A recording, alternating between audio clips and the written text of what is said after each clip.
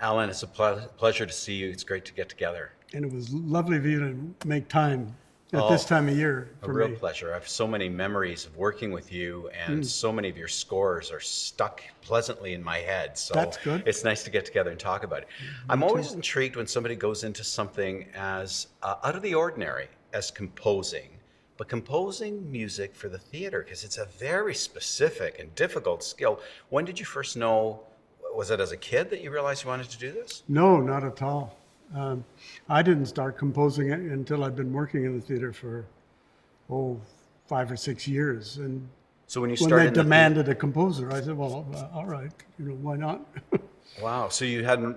So But what I'd were had you a doing? lot of music before I see. and a certain amount of theater too. I see. Now, you started off as a mathematician and as a scientist. Yeah, sort of. I was a statistician basically, but a lot of higher math is involved.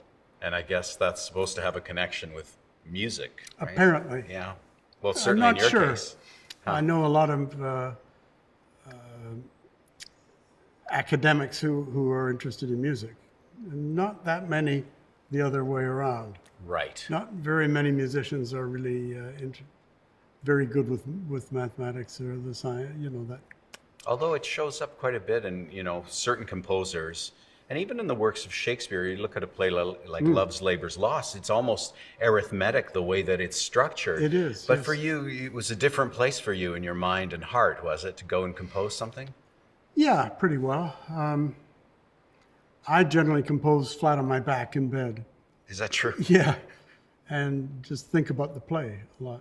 And quite often there's a point where you have to actually write notes. Right. But that's usually a long time after I started thinking about the play. So when you think about the play, because I've noticed this, and we did Romeo and Juliet together, We that did, what we you did. wrote so encapsulated the spirit of it for me. It'll always color my view of that play and my sense of my own performance. How, you just kept reading the script, and then eventually a feeling Well, came I out? was getting a feeling for the time of for the setting as well. That makes a Yeah. big, huge difference. Yes. I mean, doing Elizabethan or doing it all'Italia, alla Romana. Yeah, our production was in the 1920s and the rise of Mussolini and fascism. And your music very much kind of encapsulated, I grew up with a lot of that kind of music playing in our house because my parents grew up in that time period. Yes, exactly. And it was very, So I'm very sure you knew evocative. it quite well. I know Yeah. you. I know you researched it a lot. Yeah, well, I think I remember I brought to you and you listened to a piece that my aunt sent me. Which is, Yeah, so you were very open to all sorts of influences. Well, I think you have to be. So when you keep thinking about period and you read the play, what happens then at night when you're thinking about it? When does a melody line start coming to you? At some point, start feeling the characters in the moment, and with the background of the play and the setting. It happens. And then you wake up the next day, or is it that No, night you no. get out of bed and start writing? Usually I grab some paper, write it down. Were there happy memories of when the breakthrough happens and things came together, or can you give me a couple of... Romeo was interesting in this respect because of Tchaikovsky partly. I had Right. it was in my head, and I thought something as romantic and sort of late 19th century would be probably right for it. So that was, and so the theme I wrote eventually for the dance in particular Yes. was a section of the theme of the full theme that I wrote that happens at the beginning and the end and all that. Now you say when the full theme, so this may not be something that people know, but when you're writing for the theater, you're writing in snippets, which have to be very powerful in the Right. sense that they're evocative, Yes. but they also need to do some very practical things, like lead us into the future, end a scene well, Yes, indeed. touch us emotionally. But you started with a bigger, longer work? Well, that you then- I had that in mind, yeah, and the longer work was for the was partly for the ending and partly for the balcony scene, Right. particularly for the balcony. So I wrote 3 or 4 different endings to it, and the middle bit I decided would be good for the dance.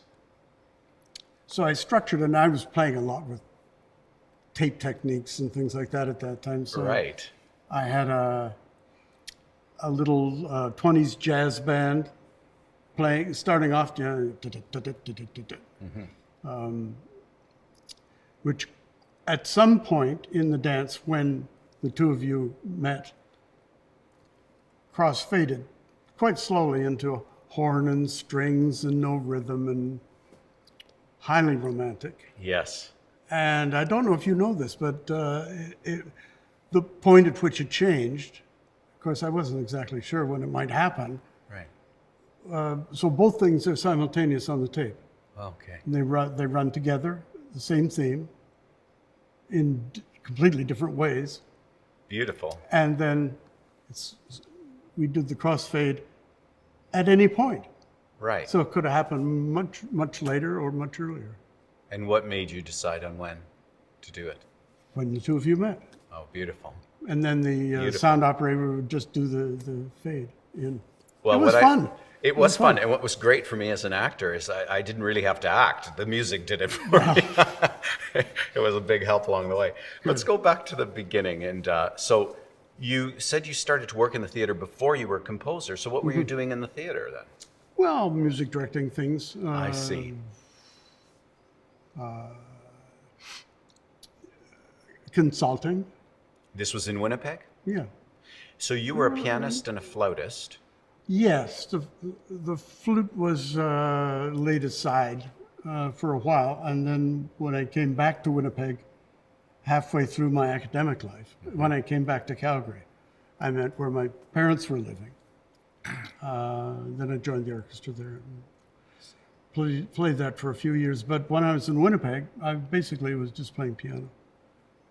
And started to music direct in various musicals or productions that required music. It was when The Hostage was being produced, and they were about 3 weeks into rehearsal, almost 3 weeks into rehearsal, and the director was John Hirsch, Wow. and he decided that his pianist, who was a little elderly and not able to really cope with the demands, and I was well known in Winnipeg for being a fast study, so he called me up and said, "Would you like to? Are you free? Would you like to do this?" And I said, "Yeah." I said, "This would sound really interesting." And he said, "Well, there are about 60 songs you'll have to learn, Wow. and entrances and exits and all that." He said, "You up for that?" And I said, "I think so." So he gave me 2 days, and I learned in one. Holy cow. Yeah, well, there were simple Irish jigs and reels and accompaniments to songs, and it wasn't all that difficult. The worst part was remembering what key each one was in. And so I did it in one day, and we had a lot of fun, and it was a great cast. Len Cariou and Martha Henry and Chichery and a bunch of really fine people in Winnipeg. Early 60s? Early 60s, yes. And so Exactly when, I'm not sure. I think 63 probably. But what happened is that I had a lot of fun with it. The piano was stage left, and I used to just come out and sit down and play. And I thought that was just fine. So in the middle of the first week, we got together and had a little idea. And the setting of the stage, I mean, it was an old ramshackle 2-story dwelling, which looked like it might fall down if you blew on it. But it was wonderful. And the prostitute lived on the second floor.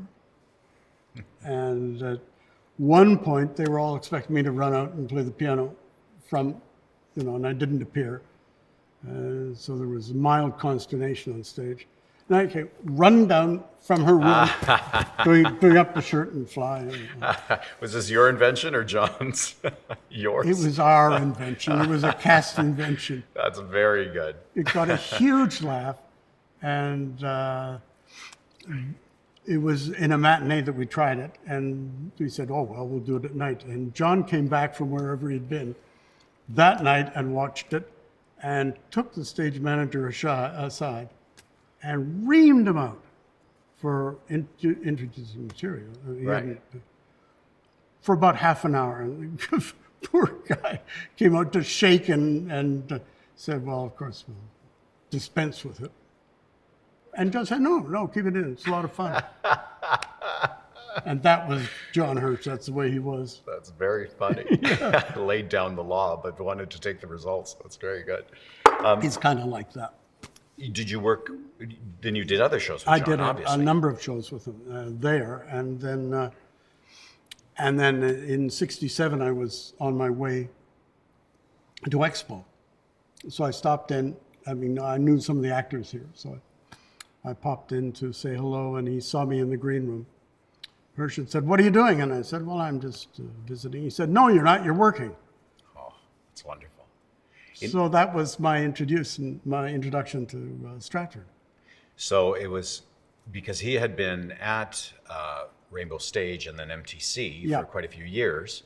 Can we just talk about that for a moment? Yeah, he founded MTC. He really did. And so what was the feeling in that company? Like, what kinds of plays were you doing with John Hirsch, who was, one of the most important influences in theater in Well, Canada? he did a number. Of course, he was. He came from Poland, from small communities, and when he arrived here, he didn't speak English hardly at all. And in about five or 6 years from then, he had an honors degree in literature from the university. Wow, so a very accomplished person. Amazing man. When you worked, Absolutely brilliant.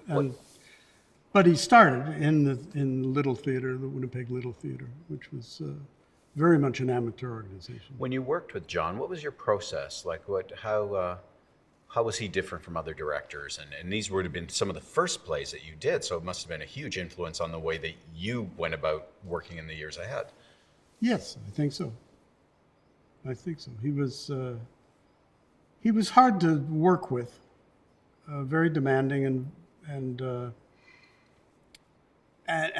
difficult. He wasn't always certain of the person he was talking to, but he knew me quite well. And we did the Dippick together, for Right. example, which was a huge piece of work. And he wanted me specifically, if I can talk about that. Please. He wanted a specific time and a place, sometime in the 18th century, in a very, very small part of Poland, which was the music of which is pretty well defined. I see. And it was very hard for me to try and cope with it because, I studied a lot of that kind of music, but for the play. But no, he wanted it more and more specific all the time. I see. And finally, I got it. And when I got it, we used it all the way through. And very, very Jewish, of course, and very lots of accordion and things like that. So he had a very strong sense of where he wanted to land. Oh yes, we did, and we had one song that was the accompaniment was all done on tape. It was a setting of the Song of Solomon from the Bible, and he wanted a certain way, and he wasn't able to put it in words so much because he was a man of great feeling, and. So I came up with the setting of it anyway and went over to his house and played it. And he said, no, that won't do it all. It's got to have this and that. And so I went back and said, what the hell is he talking about? This is ridiculous. It's just in the way I played it. So the next day I went back and said, I've got it for you, and played exactly the same tune. but with romantic I thing. And see. he said, perfect, perfect. I love that. He said, we'll use Alan, that. that's a really important point you're making right Yeah. now, which is that, if you're a composer in a regular, or a painter, or a choreographer, you do what you do. When you are a composer or in anything in the theater, you're working with others, and therefore you cook something up together. It must be tough working with someone who's that demanding, and it wants changes. How did you find yourself coping with Yeah, that and he over was time? very smart too, which was very difficult Very for me. off-putting. That's all right. Yeah, if he'd been a little stupider, I wouldn't have had any problems. No, yeah, it's the collaborative nature of that I loved about the theater. The fact that you can work with 12 or 13 people if you have to, and get along with them and work it out. And it is a collaboration. And working with John was okay. It was interesting, demanding. Was most of your work with him with live musicians, or were you at that point recording things to tape? No, we weren't using recording only when we had to, and the Dybbuk had to be because it's a play about two different worlds, and Right. the ethereal and So in that situation, and was that pretty commonly the case in theater in the 60s, or was there more and more use of recording and playback? yeah, mostly for the first few years, everything I did was I did a Midsummer Night's Dream with him. Very spare, very simple, which I didn't. I wrote hardly anything for it. It was all Elizabethan tunes, I see. and a number of other things. The new theater in Winnipeg was A Man's a Man, the Brecht piece, and he wanted me to write a score for it. And I was working here at the time, and there wasn't time to put that together. This was much later. And so you had that recorded. No, we had the music. So from a Okay. previous production he'd done in Minneapolis. And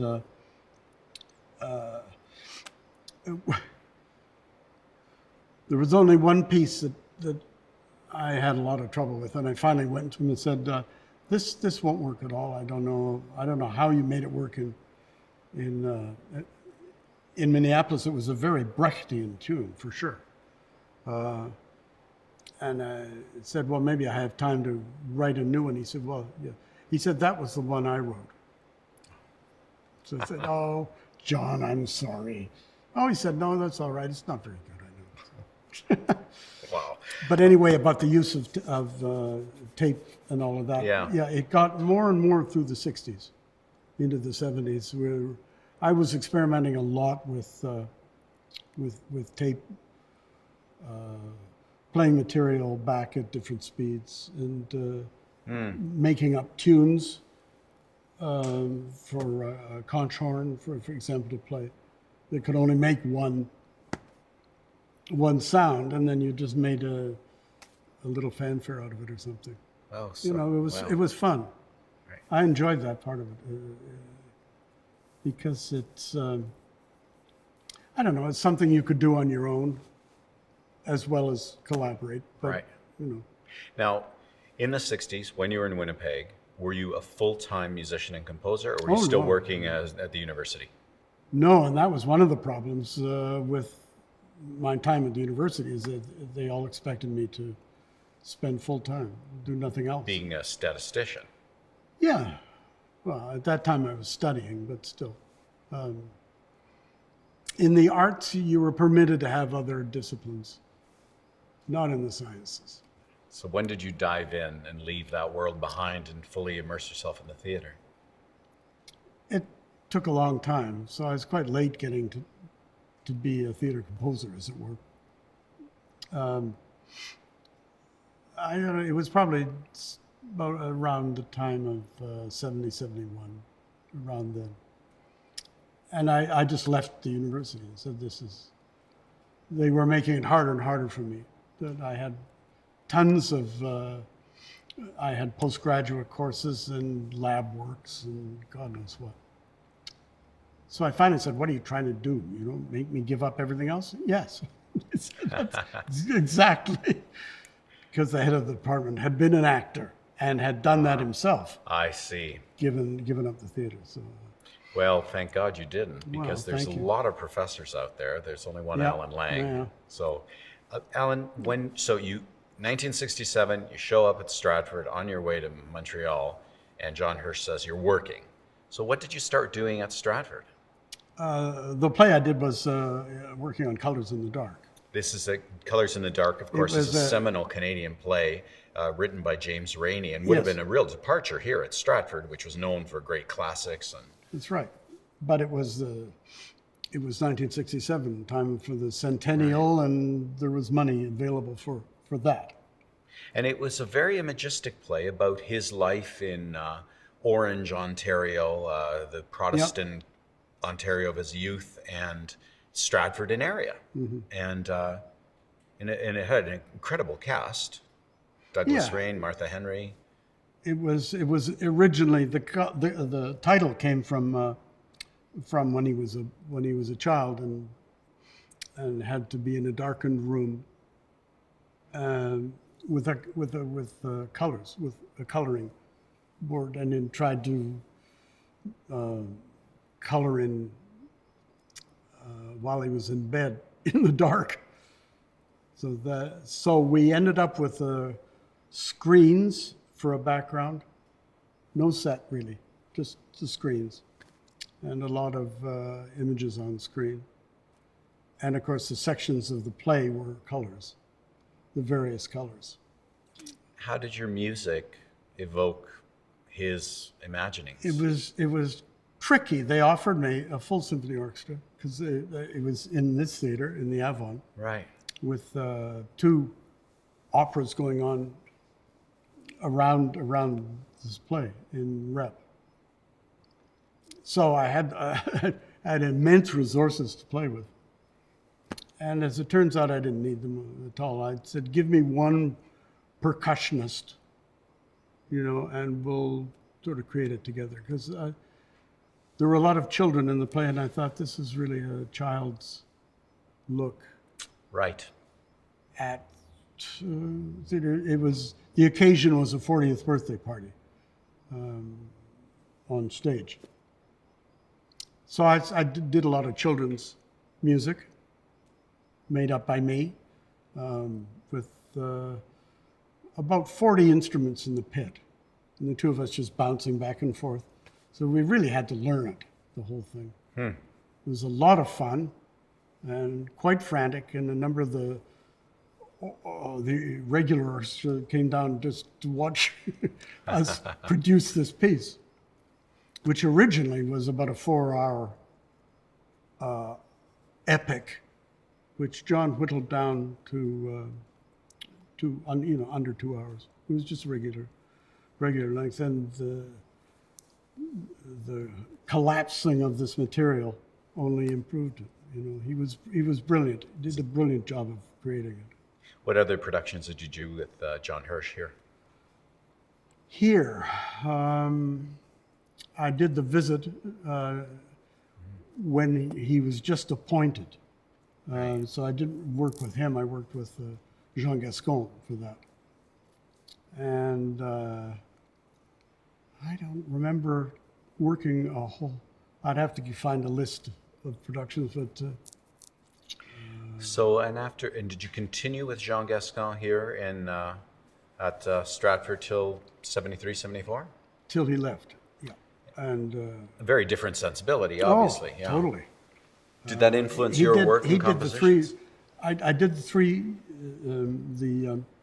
Threepenny Opera in Winnipeg with tremendous cast, and it was directed by Hirsch, and it was his material. I mean, it was his world that he was creating, because he and Brecht were. He was very, very good with Brecht, and with Jean, he started off with a couple of loose ladies on a roundabout, with a Revolve, carousel. yeah. A revolve. No, I mean a real carousel with Oh, I horses see. and everything. Oh, wow. Why, I don't know.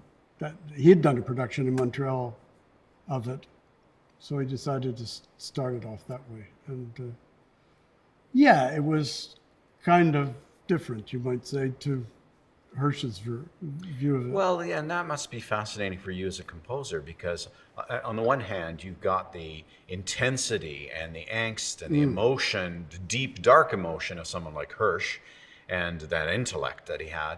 And then someone like Gascon, whose brilliance and joie de vivre and sense of, fun. A lot of froth. Froth would have been, Sure. and came up some beautiful, almost committed dell'arte productions along the Yes, way. yeah. Well, what does that do to the composer? Because you're such different worlds. Well, fortunately, we had de Courteval there. Well, in that case, In yes, that to case. guide you. But you must have done other productions with Jean Gascon. I did a lot of productions with Jean. And we became very, very good friends, but not till after he had left, Oh, which is interesting. 'cause, why do you think? I don't know. I really don't know. We were too busy doing the work, I Right. suppose. But afterwards, he left here and went to the National Arts Center. Uh-huh. And so he spent many years there, together. He stayed in my little chalet that I had there at one time. So Now, speaking of different times and different sensibilities, the arrival of Robin Phillips would have brought in an entirely different approach to every part. turned everything upside down. How was that for you? What was your first collaboration? Oh, that with, was all right. I worked his Robin? first season. Uh-huh. I did a couple of plays. He sent 2 plays out on tour that year. So that would have been the Comedy of Errors? Comedy of Errors is the one I did with him. The other, Right. yeah. And what was And that the experience? other one was Two Gents of Verona, but I didn't do that. And then Comedy of later on Errors- that year, I think it was that year. Was Comedy of Errors a Wild West? Yeah, it was. Well, he had the idea of, I don't know where he got that from, of having a Conestoga wagon on stage. Right. Took up about half the stage. Enormous thing. And we had quite a strong song at the beginning that led into some ragtime music, and out of this ragtime, out of the wagon, using the ragtime, we had the whole company appeared. Some of them were doing cartwheels and dancing, and all contained in the wagon coming out. And that was Robin's entrance into Stratford, which I thought was pretty interesting. It was a Wild West kind of setting. Strange way to do a play, but I think it worked. And when he asked you about it, or asked you to do the music for it, who I guess was a pretty clear world to draw upon, yeah? The ragtime. The Oh Wild yeah, West, oh yeah. No, I was quite comfortable with it, with Western music, as it were. Did you do other productions there here at Stratford with him? Yeah, I did.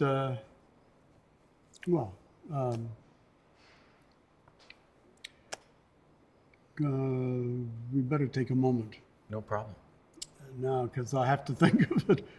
I'm not very. Was there, just as We did Trumpets and Drums together, and that was a Right. big one. Yeah. There were something like 20, 25 songs in it. Bert Carrier conducted it, but I wrote the music and got it in shape. And we had a falling out in that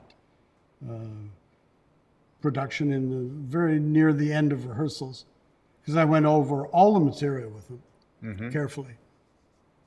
And we had difficulty with the song that ended the first act.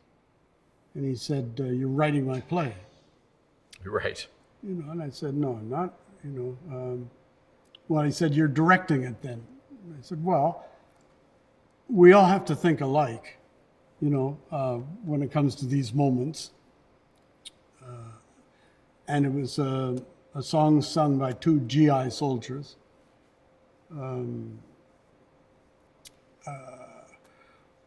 Who were in the play as observers all through the play. It was an invention he had, which I thought was interesting. But I think it required a very strong ending. So I wrote a very Brechtian, in-your-face I see. for full orchestra and had it all ready to go. And he heard about 15 seconds of it and said, "That's enough of that. Ah, We won't have that. You're directing my play." I said, "No, I'm describing the moment as I see it." And he said, "No, you're directing." Well, it's a matter of taste, a matter of, well, and also, you have to feel like you're directing when you're writing the music, a little bit. yes, and you make it as an offer, right? Yes. The director can always say no. Well, he did. And In this did. case, we reduced it to almost nothing, and it was accompanied by a guitar, I think. Right. Eventually. Right. And very muted and totally different idea. And in those cases, in a collaborative art form, it's important that the composer step up, have a point of view, and give the work, because that's how good ideas happen. And, ones that you don't want can be, agreed upon that we're not going down that line. No, Now, it's very good. over the years, what were the happy moments of those? And you just listed a moment where you came forward with what sounds like a really interesting idea, and it was not pursued. Were there other times when you came forward with the same sort of thing, and suddenly the person said, "Oh my God, that's exactly it"? Well, the first play that Robin was involved in when he came over, he redirected one scene of Love's Labour's Lost. And it was kind of a watershed score for me because there was a lot of humor in it. And that was much appreciated because, as you know, it's not an easy play to do. No. And the particular moment that we're talking about was a scene change from Barone talking with his famous speech about love. Right? And the next scene is a hunting scene. Yes. And oh my God, how do you get from one to the other? And Michael Botry, who was directing it, didn't really have a whole lot of ideas about how to do it. And I thought about it for a long time, and I had a harpsichord. It began with harpsichord, then ended up with full orchestral accompaniment to his ramble about love. Oh. And in the aftermath of this big sound came a little thunder, and then rain dropping, and gradually the music changed and then became pastoral, lyrical, Beautiful. ending with a horn call. Beautiful. So the moment got treated, and he was in love with it. He said, "Oh, that's great." He said, "You've solved my problem." I said, "Well, I've given you a scene. You can do what you like." So he had people taking away furniture and Wonderful. umbrellas. Yeah, it was fun. It was fun. One of the great things about music on stage is that it permits almost anything to happen. Oh, yeah. Without music, you begin to critically examine, why is that person moving that thing there? Once the proper music is played, the most unlikely changes can happen in the scene, in time and place, in the feeling of it, as you've just described, going from the, no, we can't love, to damn it, we will love, and this is what we're going to do to take on these girls, and then suddenly the girls are there. So, And of course, and you've directed this a couple of times. yeah. Now, that must feel very liberating for you to be able to look at a stage and begin to, through instruments and sound, begin to give freedom. Depends on the director too, very much, of course. Because I always believed that the composer, the director, the lighting designer, the sound designer, whatever, they should all be thinking the same way. And talking to each other about Yes. the problems Oh, and absolutely. the idea, the central idea behind what they're doing. Yeah, and quite often you'll find a director that doesn't want what you want, so of course you go with him Right. and satisfy his feeling about a play, as well as make your own contribution wherever you can. Well, It's not impossible. no, and it is. And as a matter of fact, I suspect that the best work is arrived at in exactly that situation you're talking about, Alan, where everybody feels free to make an offering and work together on a central idea. Can you tell me about maybe one of the happiest experiences you've had in the theater in terms of writing? Ooh, that's tough. Because you've had a lot of happy experiences. I have. I've had a lot of fun and a lot of good times. I think the happiest I was with anything was with the final song in Love's Labor, It is which such... it had No. it had a little group of peasants and whatnot on one side, and and it split into two anyway. And the one side was spring, and the other was winter. And I wrote a song that It's very beautiful, that version Robin that you said wrote, it's the second best Shakespearean song he'd ever heard. I said, thank you very much. What's the first? And he wouldn't tell me. I suspected it was something he wrote. Yeah. But no, it was nice. And it was accompanied by bird sounds, which I'd done myself vocally. And in time, in rhythm. The rhythm was picked up by the orchestra and then the cast, and then grew and grew and grew and grew. And it's a magnificent piece of Well, music. it was lovely, and it worked beautifully in the theater. And I remember a couple of people coming up to me and saying, God, I wish the whole production had been as good as that last song. I said, you cheated.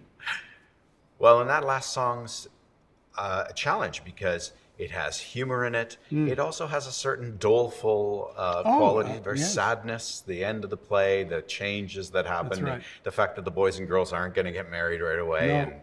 And it's a hard thing to capture, but so it's wonderful that that's one of your happiest memories, because it certainly would have been one of the most challenging things to do. Yeah. Now, you've worked all over North America, all across Canada, New York and Los Angeles, and Washington. Now, let's talk a bit about Ottawa and the National Arts Centre. So you were there with Jean Gascon, as you described, but also with John Wood. Yes. I'd worked with John quite a lot over the years in various theaters. And when he went to the Neptune in Halifax, I went out there with him and spent 3 years there, I guess. And then we got it posted to Ottawa. I said, well, that's nice. I'll go there. Okay. And it was a good time. The facilities are not great in Ottawa. I mean, they have 3 theaters, and it's all as far as but there's no real rehearsal space that has air and light and whatnot. Yes, the brutalist school of architecture yeah. didn't do them any favors there. Yeah, exactly. But we were able to do some good work. You know. And then, of course, you worked with John Wood here. I mean, one of my earliest and happiest experiences was on the Henry V, Yes. which was such a beautifully put together piece of theater by John and by you. And music was central to that. I mean, right from Yes, that indeed. beginning of it, yeah. We rifled through a number of things I've written before, like for the Gilbert and Sullivan thing that we wrote together, we had a large piece that introduced the war, and we stuck that in because it worked. And no, I had everything from single harmonica playing to offstage little band to music all through the house, to treatment of the Lord's Prayer, which was Te Deum, the two things put together. Yes, It was, gorgeous. Whole thing was monumental. Monumental, and also a major challenge for the composer, because I'd say in that situation, which was done on a raked black covered stage with chairs being the only real props in it, it was up to the composer to create the set, to create the settings for the scenes, and Partly. I remember Bill Needles doing the playing the chorus. First World War Yes. vet, and he was wonderful. And we didn't have any accompaniment for any of those. There was no music behind him. There was just a cappella voices. It Yeah, came. yeah. It came at the end Right. of each monologue, but the central part of the most important part of Henry V to me is the chorus. Introducing and having only one person do it. It was major. It was really very worked. beautiful. It did really work. And yes, we did love the show. And I once played it. We took a tape recording in the back just for fun, and I played it to the orchestra, and they were dumbfounded.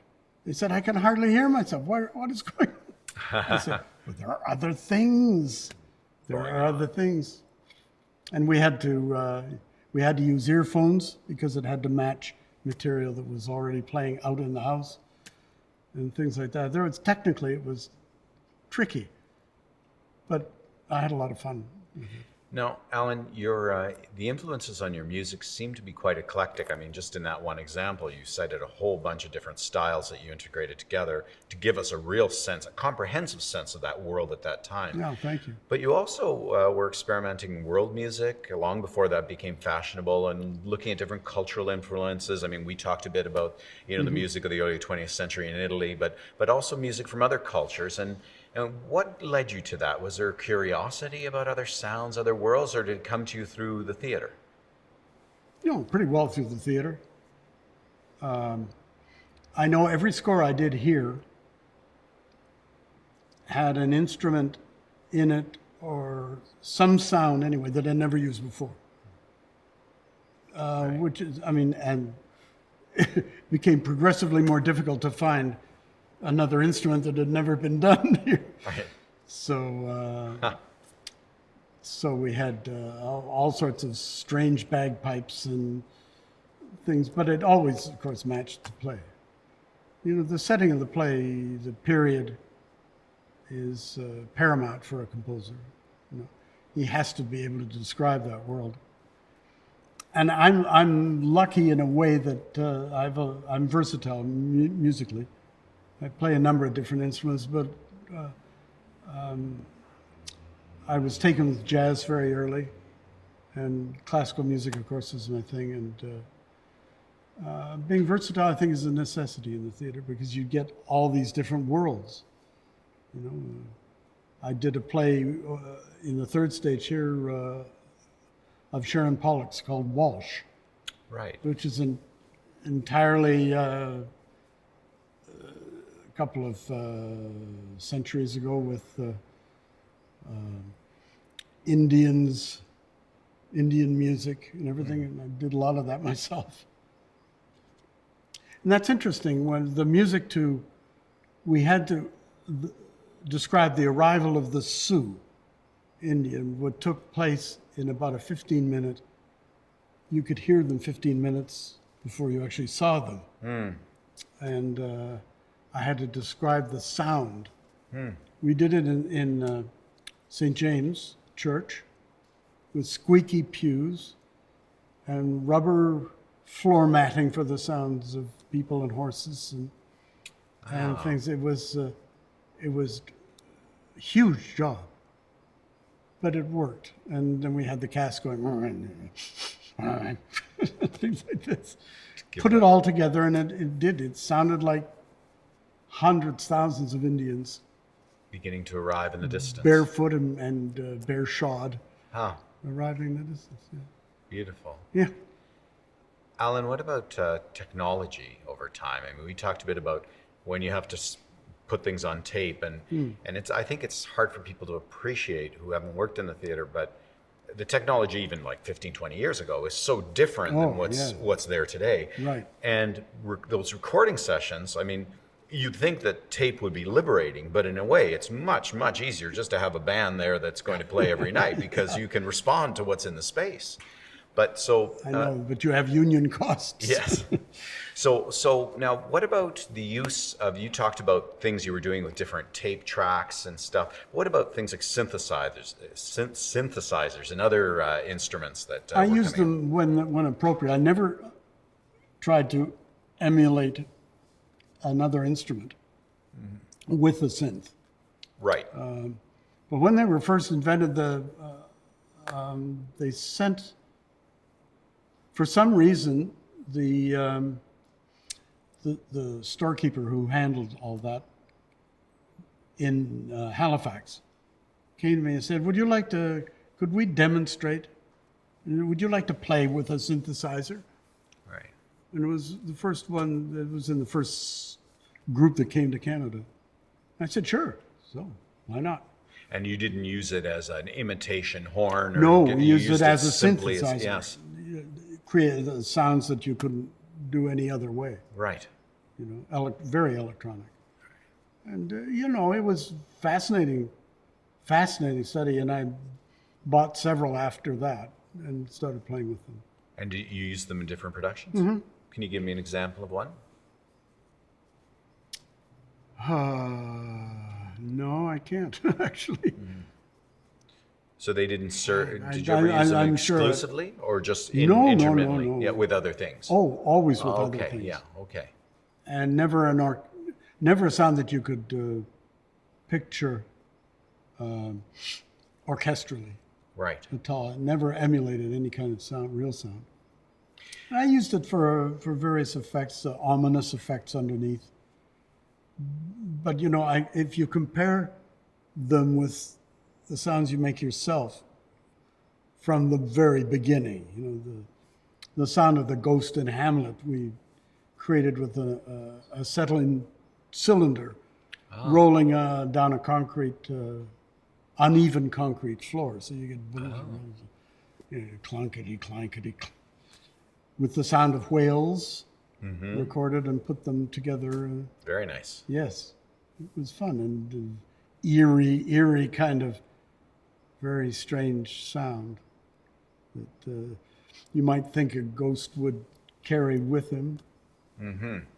Clanking of chains. I don't know. Whatever works. Absolutely. That's it sounds like it's very much in the nature of what you do, which is to discover through experimentation different things. Sure.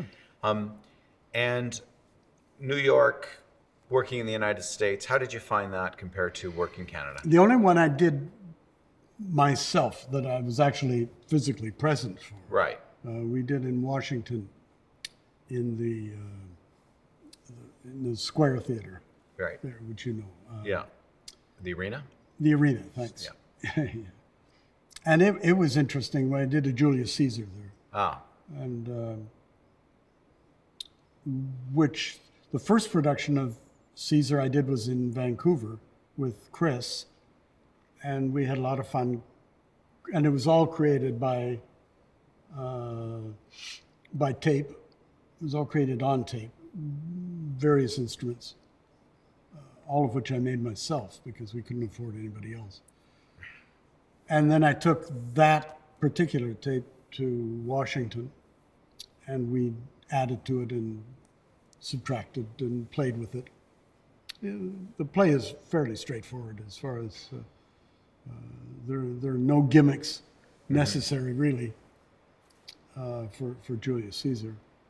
And it's a very unmusical play anyway. There's not a lot of atmospherics or moments of great passion that music would help in any way. Right. And the set was amazing. The set was removed at halftime, and you could see the muck underneath the cement, underneath the Roman world. I see. Right. Once Ming they, Cho Lee designed it. right. And it Well, was and who directed this production? who directed? I don't remember the director. Oh, yes, I do. It was a man who'd spent time in Berlin with the Berliner Ensemble, I see. and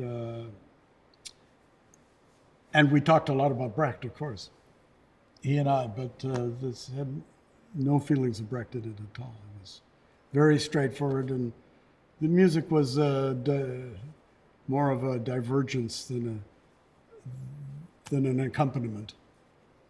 Alan, we've talked about collaboration, and it seems to me that it's like right at the heart of what you love about the theater. We've talked about collaboration with directors mostly. What about writers?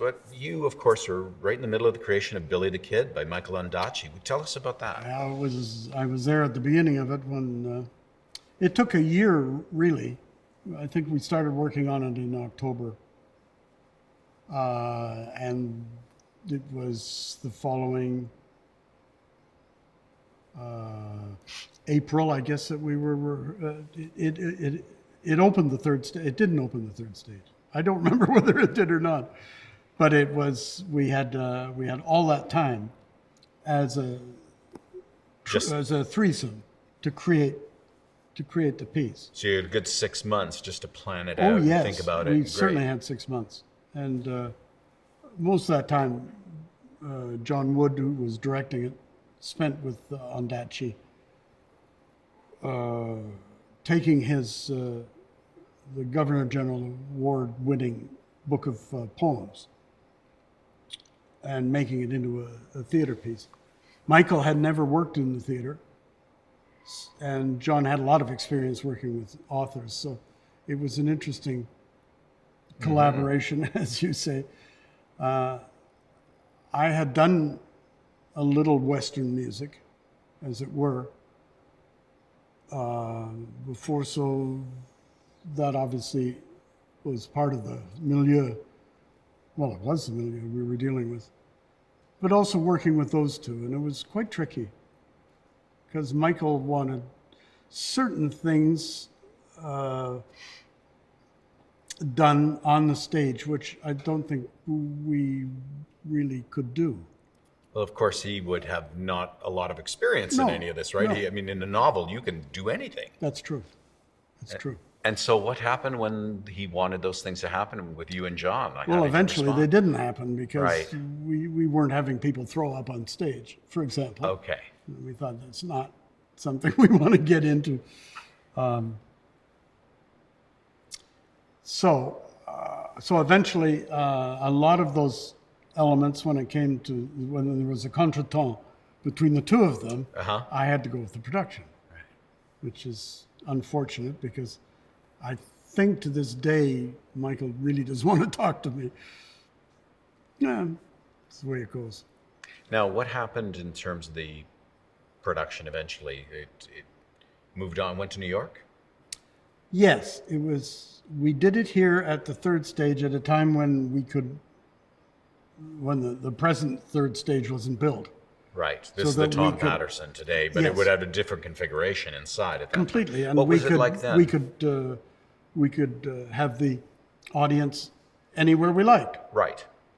When we did Pinocchio there, we had it on one end of the building. When we did Billy the Kid, it was right in a corner, totally diametrically opposed.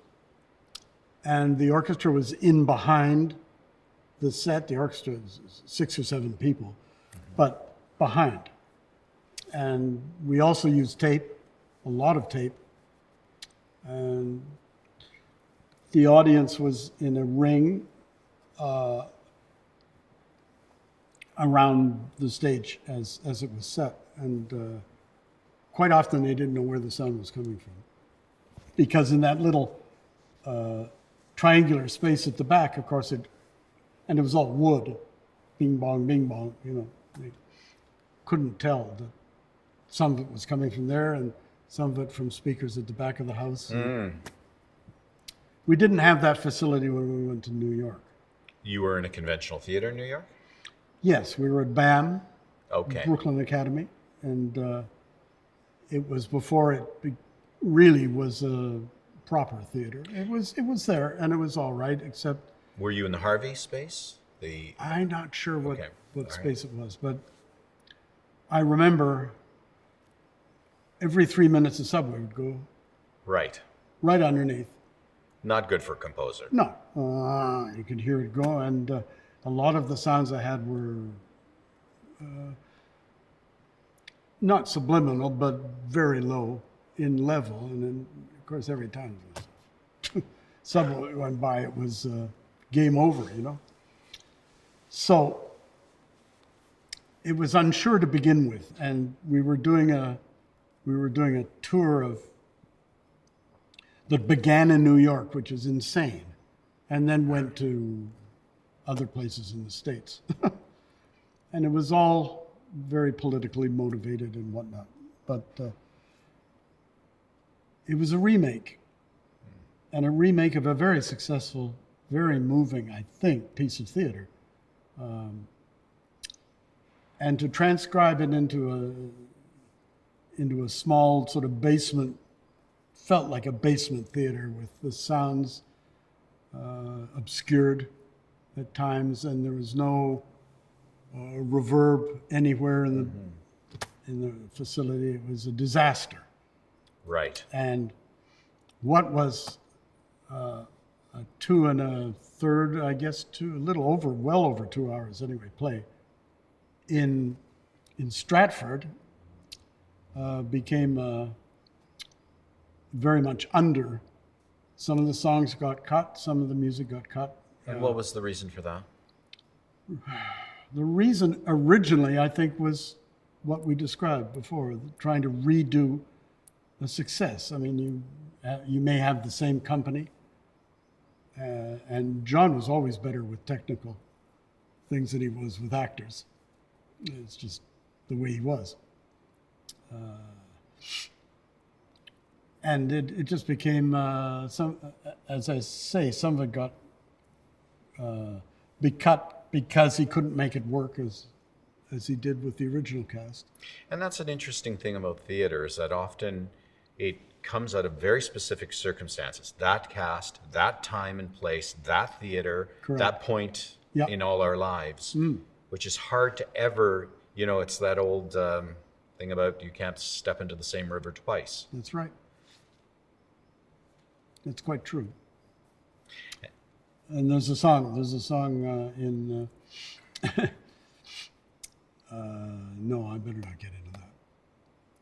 I was going to say and then there was the problem of taking it to New York, and it was on a fixed run of 2 weeks instead of the way that everything else has worked. That was the Very confined, and the touring from Ottawa, and it was and it wasn't received very well. We had T-shirts made up. The quote was "some imported trash," and we had T-shirts made up of this, walking around with some imported trash. And it's too bad, because I had a lot of people who heard about the production in Stratford and wanted to see it.